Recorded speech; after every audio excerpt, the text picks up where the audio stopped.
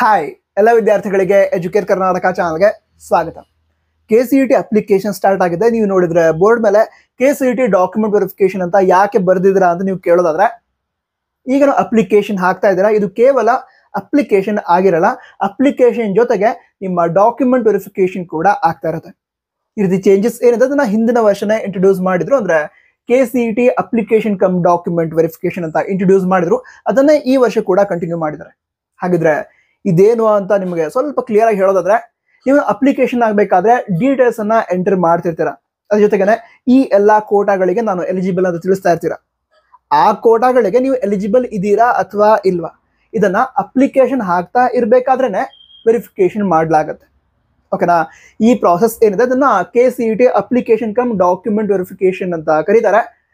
ಈಗ ನಮ್ಮ ಕೇದವರು ನೀವೇನು ರಿಸರ್ವೇಶನ್ ಕ್ಲೇಮ್ ಮಾಡಿರ್ತೀರಾ, ಅದನ್ನ ಹೇಗೆ ವೆರಿಫೈ ಮಾಡ್ತಾರೆ ಅದನ್ನ ಈ ವಿಡಿಯೋದಲ್ಲಿ ಎಕ್ಸ್ಪ್ಲೈನ್ ಮಾಡ್ತಿದ್ದೀನಿ. ಓಕೆ, ವಿಷಯವನ್ನ ತಿಳಿದುಕೊಳ್ತಾ ಹೋಗೋದಾದ್ರೆ, ವಿದ್ಯಾರ್ಥಿಗಳು ಅಂದ್ರೆ ಕ್ಯಾಂಡಿಡೇಟ್ಸ್, ನೀವು ಕರ್ನಾಟಕದವರೇ ಹೌದು ಅಂತ ಡಿಸೈಡ್ ಮಾಡೋದಕ್ಕೆ ಒಂದು ಕ್ರೈಟೀರಿಯಾವನ್ನ ಕೇದವರು ಇಂಟ್ರೊಡ್ಯೂಸ್ ಮಾಡಿದ್ದಾರೆ. ಏನು ಅಂತ ಹೇಳಿದ್ರೆ 7 years ಸ್ಟಡಿ ಕ್ರೈಟೀರಿಯಾ ಅಥವಾ ಸ್ಟಡಿ ಡೀಟೇಲ್ಸ್ ಅನ್ನ ಕೇದವರು ಪಡೆದುಕೊಳ್ತಾರೆ. ಅಂದ್ರೆ ಈ ಒಂದು ಕ್ರೈಟೀರಿಯಾವನ್ನ ಮತ್ತು ಸ್ವಲ್ಪ ಎಕ್ಸ್ಪ್ಲೈನ್ ಮಾಡಿ ಹೇಳೋದಾದ್ರೆ, ವಿದ್ಯಾರ್ಥಿಗಳು ಕರ್ನಾಟಕ ರಾಜ್ಯದಲ್ಲಿ ಮಿನಿಮಮ್ 7 years ಸ್ಟಡಿ ಮಾಡಿರಬೇಕು. ಆ 7 years ಅಲ್ಲಿ ಅಟ್ಲೀಸ್ಟ್ 1 ವರ್ಷ SSLC ಆಗಿರಬೇಕು, ಇಲ್ದಿದ್ರೆ ಸೆಕೆಂಡ್ PUC ಆಗಿರಬೇಕು ಅಂತ ಈ ಒಂದು 7 years ಸ್ಟಡಿ ಕ್ರೈಟೀರಿಯಾದಲ್ಲಿ ಇದೆ.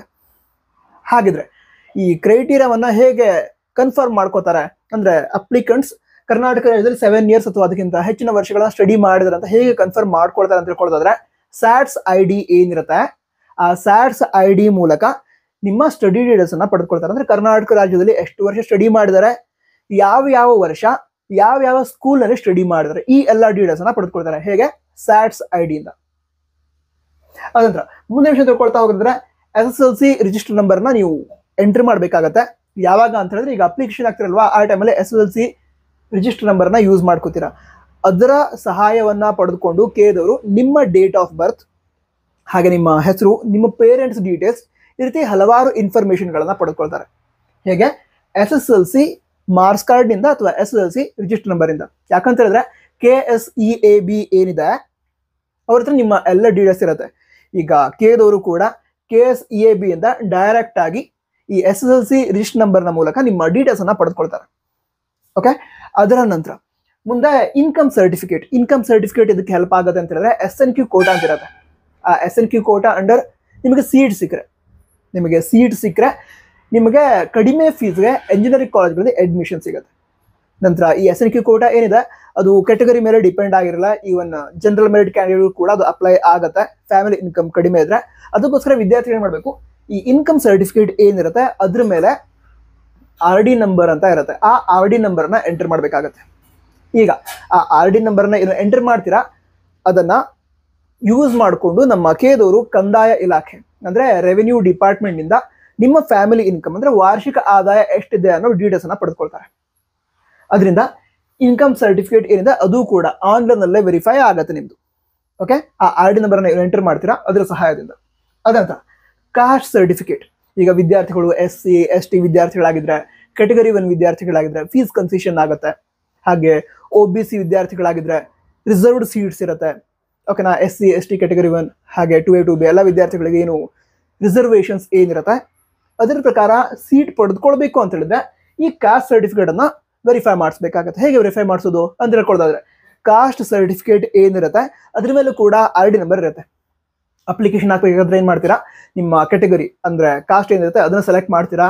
ಅದಂದ್ರೆ ಅದಕ್ಕೆ RD ನಂಬರ್ನ ಎಂಟರ್ ಮಾಡ್ತೀರಾ. ಆ RD ನಂಬರ್ ಏನಿದೆ ಅದನ್ನು ಕೂಡ ಆನ್ಲೈನ್ ಅಲ್ಲೇ ವೆರಿಫೈ ಮಾಡಿ ನೀವು ಆ ಕೆಟಗರಿಗೆ ಸೇರಿದವರ ಅಥವಾ ಅಲ್ವಾ ಅದನ್ನು ವೆರಿಫೈ ಮಾಡಲಾಗುತ್ತೆ. ಅಂದ್ರೆ ಆನ್ಲೈನ್ ಅಲ್ಲೇ ವೆರಿಫಿಕೇಶನ್ ನಡೆಯುತ್ತೆ, ಯಾವುದು ಇನ್ಕಮ್ ಮತ್ತು ಕಾಸ್ಟ್ ಎರಡೂ ಕೂಡ. ಓಕೆ, ನಂತರ ಮತ್ತೊಂದು ವಿಷಯ ಗಮನದಲ್ಲಿರಲಿ. ಈ ವರ್ಷ ಏನಿದೆ 2025 ಇದಕ್ಕೆ ವ್ಯಾಲಿಡ್ ಇರುವಂತಹ ಇನ್ಕಮ್ ಮತ್ತು ಕಾಸ್ಟ್ ಸರ್ಟಿಫಿಕೇಟ್ ನಿಮ್ಮ ಬಳಿ ಇರಬೇಕು ಅಪ್ಲಿಕೇಶನ್ ಹಾಕಬೇಕಾದ್ರೆ. ಅಂದ್ರೆ ಏನು, ಹಿಂದಿನ ವರ್ಷನೇ ವ್ಯಾಲಿಡಿಟಿ ಮುಗಿದೋಗ್ಬಿಟ್ಟಿದೆ, ಆ ರೀತಿ ಇದ್ದಂತಹ ಈ ಇನ್ಕಮ್ ಸರ್ಟಿಫಿಕೇಟ್ ಅನ್ನ ಪಡೆದುಕೊಳ್ಬೇಡಿ. ಈ ವರ್ಷ ವ್ಯಾಲಿಡ್ ಇರುವಂತಹ ಇನ್ಕಮ್ ಸರ್ಟಿಫಿಕೇಟ್ ಅನ್ನ ಪಡೆದುಕೊಂಡು ಅಪ್ಲಿಕೇಶನ್ ಹಾಕಿ. ಅದರ ನಂತರ 371J ಸರ್ಟಿಫಿಕೇಟ್ ಅಂದ್ರೆ ಹೈದರಾಬಾದ್ ಕರ್ನಾಟಕ ವಿದ್ಯಾರ್ಥಿಗಳಿಗೆ ರಿಸರ್ವ್ಡ್ ಸೀಟ್ ಇರುತ್ತೆ. ಅಂದ್ರೆ ಎಲ್ಲ ಕಾಲೇಜುಗಳು ಕೂಡ ರಿಸರ್ವ್ಡ್ ಸೀಟ್ ಇರುತ್ತೆ. ಅದನ್ನ ಕ್ಲೇಮ್ ಮಾಡಬೇಕು ಅಂತ ಹೇಳಿದ್ರೆ, ಅಂದ್ರೆ ಹೈದರಾಬಾದ್ ಕರ್ನಾಟಕವನ್ನ ಹೈದರಾಬಾದ್ ಕರ್ನಾಟಕ ಕೋಟಾವನ್ನು ನೀವು ಕ್ಲೇಮ್ ಮಾಡಬೇಕು ಅಂತ ಹೇಳಿದ್ರೆ ಈ 371J ಸರ್ಟಿಫಿಕೇಟ್ ಅನ್ನ ಪಡೆದುಕೊಂಡು ಅದ್ರ ಮೇಲೆ ಇರುವಂತಹ RD ನಂಬರ್ ಅನ್ನ ಅಪ್ಲಿಕೇಶನ್ ಹಾಕುವ ಸಂದರ್ಭದಲ್ಲಿ ಎಂಟರ್ ಮಾಡಬೇಕು. ಅದನ್ನು ಕೂಡ ಆನ್ಲೈನ್ ಅಲ್ಲೇ ವೆರಿಫೈ ಮಾಡಿಸಲಾಗುತ್ತೆ. ಅದು ವೆರಿಫೈ ಮಾಡ್ತಾರೆ ಕೇಳಿದವರು.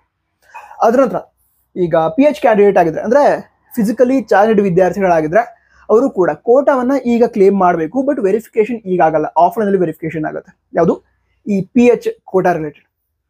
ಆವಾಗ ಯಾವ್ದಾದ್ರು VH ವಿದ್ಯಾರ್ಥಿಗಳಿದ್ರೆ ಅವರು ಅಪ್ಲಿಕೇಶನ್ ಆಗಬೇಕಾದ್ರೆ ಏನು ಆಪ್ಷನ್ ಕ್ಲಿಕ್ ಮಾಡ್ತಾರೆ. ಅದರ ನಂತರ ಈ PH ಕೋಟಾಗೆ ಸಂಬಂಧಿಸಿದಂತೆ ಮೆಡಿಕಲ್ ಎಕ್ಸಾಮಿನೇಷನ್ ನಡೆಸ್ತಾರೆ ಕೇದವರು. KCET ಎಕ್ಸಾಮ್ ಆದ ನಂತರ ಅದಕ್ಕೆ ಡೇಟನ್ನು ಅನೌನ್ಸ್ ಮಾಡ್ತಾರೆ. ಆ ಮೆಡಿಕಲ್ ಎಕ್ಸಾಮಿನೇಷನ್ ಅಲ್ಲಿ ಪಾರ್ಟಿಸಿಪೇಟ್ ಮಾಡಿ ಎಲಿಜಿಬಿಲಿಟಿಯನ್ನು ಪಡೆದುಕೊಳ್ಬಹುದು.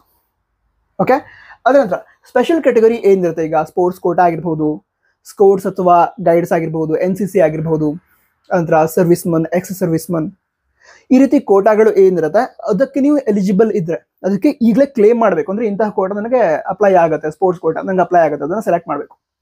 ಅಥವಾ ಎಕ್ಸ್ ಸರ್ವಿಸ್ಮನ್ ಅಥವಾ ಸರ್ವಿಸ್ಮನ್ ಕೋಟಾ ನಿಮ್ಗೆ ಅಪ್ಲೈ ಆಗ್ತಾ ಇದ್ರೆ ನನಗೆ ಅಪ್ಲೈ ಆಗುತ್ತೆ, ಅದನ್ನ ಈಗಲೇ ಸೆಲೆಕ್ಟ್ ಮಾಡಬೇಕು. ಬಟ್ ಅದಕ್ಕೆ ಸಂಬಂಧಂತೆ ಮುಂದೆ ಡೇಟ್ ಅನೌನ್ಸ್ ಮಾಡ್ತಾರೆ. ನಂತರ ಈ ಸ್ಪೆಷಲ್ ಕ್ಯಾಟಗರಿಗೆ ಸಂಬಂಧ ಆಫ್ಲೈನ್ ಡಾಕ್ಯುಮೆಂಟ್ ವೆರಿಫಿಕೇಶನ್ ಆಗುತ್ತೆ. ಅದು ಹೇಳಿದಲ್ವಾ, ಡೇಟ್ ಅನೌನ್ಸ್ ಮಾಡ್ತಾರಂತೆ. ಆವಾಗ ಬೆಂಗಳೂರಿಗೆ ಹೋಗಿ ಡಾಕ್ಯುಮೆಂಟ್ ವೆರಿಫಿಕೇಶನ್ ಅನ್ನ ಮಾಡಿಸ್ಬೇಕು ವಿದ್ಯಾರ್ಥಿಗಳು. ಓಕೆ, ಇದೆರಡು ಏನಾಗುತ್ತೆ, ಆಫ್ಲೈನ್ ವೆರಿಫಿಕೇಶನ್ ಆಗುತ್ತೆ ಬೆಂಗಳೂರಲ್ಲಿ. ಅದಕ್ಕೆ ಡೇಟ್ ಅನೌನ್ಸ್ ಮಾಡಿದಾಗ ಹೋಗಿ ಪಾರ್ಟಿಸಿಪೇಟ್ ಮಾಡಿದ್ರೆ ಆಯ್ತು. ಅದಂತರ ಕನ್ನಡ ಮೀಡಿಯಂ ಕೋಟಾ ಹಾಗೆ ರೂರಲ್ ಕೋಟಾ.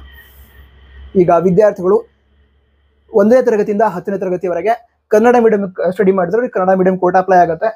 ಅದೇ ರೂರಲ್ ಏರಿಯಾದ ಸ್ಟಡಿ ಮಾಡಿದ್ರೆ ರೂರಲ್ ಕೋಟಾ ಅವರಿಗೆ ಅಪ್ಲೈ ಆಗುತ್ತೆ.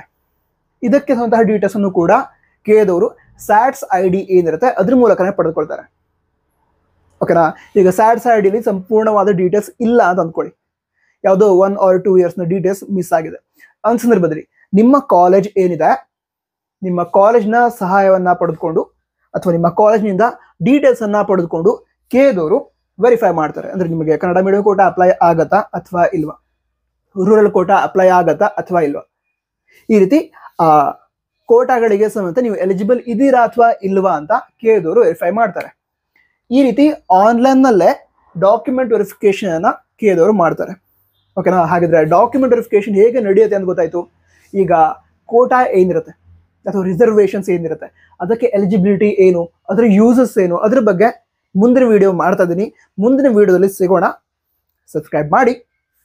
ನಂತರ ನಮ್ಮ ವಾಟ್ಸಪ್ ಚಾನಲ್ ಇದೆ, ಇನ್ಸ್ಟಾಗ್ರಾಮ್ ಐಡಿ ಇದೆ, ಅಲ್ಲಿ ಕೂಡ ಹಲವಾರು ಇನ್ಫಾರ್ಮೇಷನ್ ಶೇರ್ ಮಾಡಿರ್ತೀವಿ. ಜಾಯ್ನ್ ಆಗಿ ಹಾಗೆ ಫಾಲೋ ಮಾಡಿ. ಜಾಯ್ನ್ ಆಗೋದಕ್ಕೆ ಲಿಂಕ್ ಡಿಸ್ಕ್ರಿಪ್ಷನ್ ಅದರಲ್ಲಿ ಟಾಪ್ ಬಾಕ್ಸಲ್ಲಿ ಕೊಡ್ತೀನಿ. All the best. ಜೈ ಹಿಂದ್, ವಂದೇ ಮಾತರಂ.